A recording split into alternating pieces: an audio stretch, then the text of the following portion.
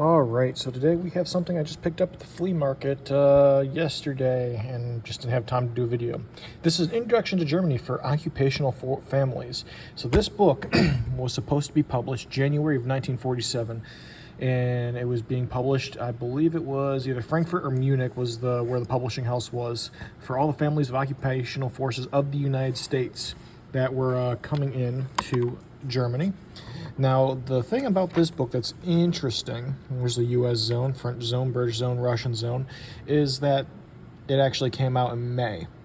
The problem is a bunch of shit changed, apologies on the language, between January and May. So here's like stuff that talks about transportation and then what's happening with arrival and all that. But 60-ish% of this book had already changed by the time this thing got to get published.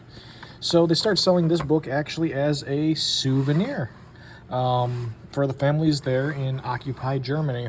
Now, if you want one of these books, they're not terribly priced. You can get one for between 30 and 50 bucks. So for a cool little souvenir of an introduction to Germany for the occupational families of the United States military, and telling sort of what it was like before January of 1947, so 1946 all the way up to 1947 for a year on how this was, plus some of the updates they actually did put in here and revise in the book.